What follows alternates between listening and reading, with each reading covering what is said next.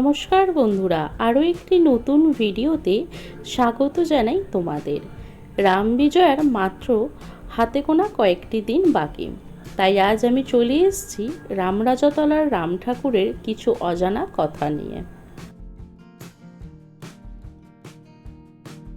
নামকরণ বর্ণময় রাম পুজোকে কেন্দ্র করে।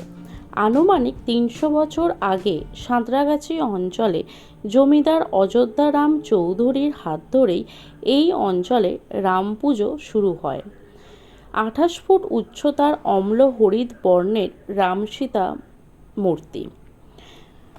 হঠাৎই এই পুজো শুরু হওয়ার পর গণ্ডগোল শুরু হয়ে যায়, কারণ সেই সময় এই অঞ্চলে সরস্বতী পুজো হতো। তারপর অনেক আলোচনা করার পর ঠিক হয় যে রাম সীতার মূর্তির ওপরেই দেবী সরস্বতীর অবস্থান করবে।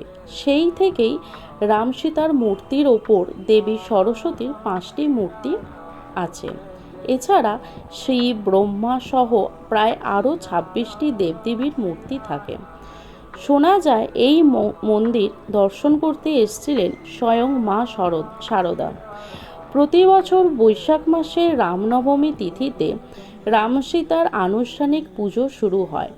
৪ মাস ধরে পুজো দেন ভক্তরা। শ্রাবণ মাসের শেষ রবিবার হয় বিসর্জন। ২০২০ সালে এই রাম সীতার পাথরের মূর্তিটি প্রতিষ্ঠা হয়েছে। এই রাম সীতার মূর্তির পাশাপাশি রয়েছে শিব ও বিষ্ণুর মূর্তি। এছাড়া এখানে রামভক্ত হনুমানজিরও মূর্তি আছে। এই মূর্তিটি এসছে রাজস্থান থেকে।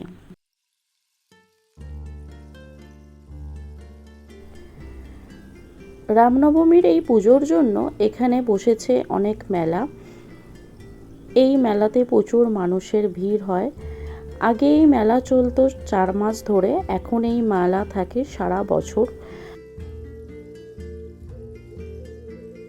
রাম বিজয়ের আগের দিন এখানে হয় রামের আরতি, সন্ধ্যা আরতি হয়। এছাড়া এখানে সিঁদুর খেলা হয়। সেদিনও এখানে প্রচুর মানুষের ভিড় হয়। সেই ভিডিও নিয়ে আসছি আমি খুব শিগগিরই। ততক্ষণ বন্ধুরা তোমরা খুব ভালো থেকো, সুস্থ থেকো। আর ভিডিওটি কেমন লাগলো অবশ্যই জানিও। যারা যারা আমার চ্যানেলে নতুন তারা অবশ্যই চ্যানেলটিকে সাবস্ক্রাইব করে রেখো এরকম আরও নতুন নতুন ভিডিও দেখার জন্য। ততক্ষণ বন্ধুরা তোমরা খুব ভালো থেকো।